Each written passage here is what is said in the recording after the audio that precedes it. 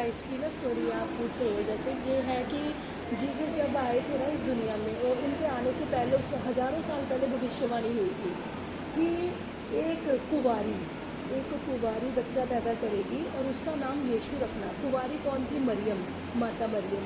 जो माता mother Mary थी ना, जो मदर मैरी इतनी मतलब होली लेडी थी, पवित्र थी, पवित्रता में इतनी थी कि वो कभी भी किसी मर्द के पीछे नहीं लगी, एक मात्र नहीं लगी। कभी उसका फेस टू फेस इनकाउंटर नहीं हुआ था इन आदमी के साथ।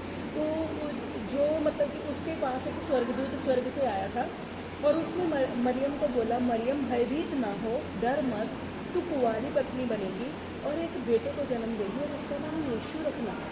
तो वो डर गई, क्योंकि वो तो कभी नहीं सीखो। तो उस टाइम पे इतना टाइम ऐसा था ना कि कोई लड़की, कुंवारी लड़की माँ बनती थी, उसको पत्थर मार के मार दिया जाता था, पथराव कर दिया जाता था। तो वो डर गई। वो कहती कि ऐसा कैसे हो सकता है, मैं तो कभी किसी आदमी से मिली नहीं है। वो कहते नहीं, पवित्र आत्मा तुम पर आएगा और तुम एक बेटे को जन्म दोगी, गर्भवती होगी, उसका नाम यीशु रखना। तो उसने बोला, जैसा आपने कहा वैसा मेरे साथ हो। वो इतनी हम्बल लेडी थी मदर मैरी। उसने कहा जैसा आपने कहा वैसा मेरे साथ हो। तो उसके जैसे पहले ना लड़की की शादी पहले माँ बाप तय कर देते थे। उसके माँ बाप ने यूसुफ नाम के लड़के से उसकी शादी तय कर दी थी। तो उसने देखा नहीं था कभी उसको, यूसुफ को कभी देखा नहीं था। तो जैसे उसकी शादी तय हुई तो मतलब यूसुफ को ना रिश्ते मतलब अपने आप, वो काफ़ी धर्मी इंसान था, उसको अपने आप ज्ञान हुआ कि मेरी पत्नी वाइफ जो है प्रेग्नेंट है। तो उसने ना मन ही मन विचार किया उसको छोड़ने का, कि मैं इसको छोड़ दूंगा, मैं शादी नहीं करूँगा, कि ना तो उसको बदनाम होने दूंगा ताकि। तो जैसे ही उसने मन में विचार किया तो वही रिश्ता जो मरियम के पास गया था, वही रिश्ता यूसुफ के पास आया। कहता यूसुफ, क्योंकि परमेश्वर तो दिलों की बातें जानते हैं, कहता मरियम को अपनी पत्नी बनाने से मत डर, क्योंकि जो बच्चा उसके कोख में है वो पवित्र आत्मा की शक्ति के द्वारा है। तो उसको अपने बाप का नाम दे। तो उसने बाप का नाम दिया है ना। तो जीसस क्राइस्ट जैसे जैसे 33 साल की उम्र में उन्होंने मतलब अपना काम शुरू किया था जैसे, तो वो शुरू से ही बहुत ज़्यादा वो थे परमेश्वर के द्वारा जैसे चुने हुए कह लो। तो उसके बाद ना जीसस ने अपने चेलों से पहले ही बता दिया था कि मैं जब आऊँगा मतलब मारा जाऊँगा, गाड़ा जाऊँगा, तीसरे दिन जी उठूँगा। तो उन्होंने पहले ही लोगों को बता दिया था कि मैं जी उठूँगा। तो उसके बाद क्या हुआ कि जैसे जीसस को काफ़ी उनके द्वारा मिरेकल्स होते थे, उनके द्वारा बहुत ज़्यादा मिरेकल्स होते थे, उनको टॉर्चर किया जाता था। तो जो लोग दूसरे मूर्ति पूजा करते थे, जादू टोना करते थे, वो सोचते थे कि हमारा काम बंद हो जाएगा, कि हमारा तो ये तो अब बिना मतलब ज़रा सा टच करता है लोग हील हो जाते हैं, ज़रा सा कुछ करता है तो हील हो जाते हैं। तो हमारा तो हमारे उपाय वगैरह जो हम बताते हैं वो सारा बंद हो जाएगा। वो लोग जेलस करते थे। तो जैसे जेलस करते थे तो उन्होंने ना इसको मरवाने का सोचा जीसस को।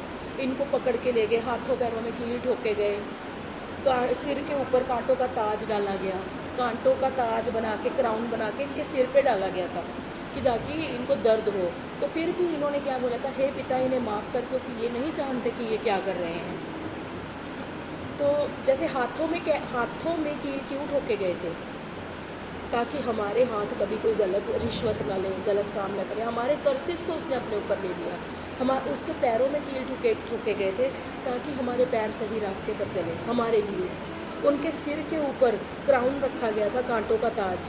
वो क्यों? ताकि हमारा डिप्रेशन ख़त्म हो जाए, हम डिप्रेशन में ना रहें। हमारी गरीबी को उसने ले लिया ताकि हम अमीर बन जाएं। हमें ब्लेस करने के लिए उसने मत्ती, इनका मैथ्यू का चैप्टर है बाइबल में, उसमें 8th चैप्टर की 16 और 17 वर्स में लिखा हुआ है कि मैंने आप तुम्हारी कमजोरियों को ले लिया, मैंने आप तुम्हारी बीमारियों को ले लिया। इसी तरह जीसस क्राइस्ट क्रूसीफाई किए गए, मारे गए, गाड़े गए, और तीसरे दिन जब जिंदा हुए थे ना, तो जिंदा होकर अपने चेलों में गए। तो एक चेले एक रूम में बैठ के बातें कर रहे हैं, अफसोस कर रहे हैं कि हमारा प्रभु चल गया, हम क्या करेंगे अब, हमारा प्रभु तो चला गया।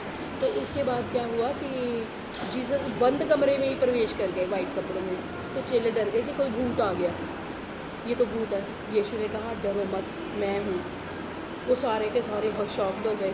तो एक चेला था थॉमस जो केरला में आया था, उसने बोला मैं नहीं विश्वास करता, प्रभु तो मर गया, वो मर के कैसे ज़िंदा होएगा, मैं विश्वास नहीं करता हूँ इस बात में, जब तक मैं इसके हाथों के कील में निशानों में उंगली, इसकी जो बगल में जो एक नेजा मारा गया था वहाँ उंगली ना डाल लूँ और इसके हाथों में कीलों के निशान ना देख लूँ।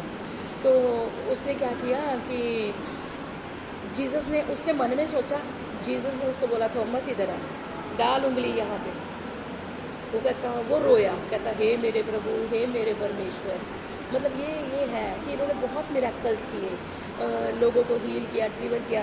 और बाइबल में ये भी लिखा हुआ है कि अंत के दिनों में हर एक घुटना झुकेगा, हर जुबान बोलेगा यीशु ही प्रभु है।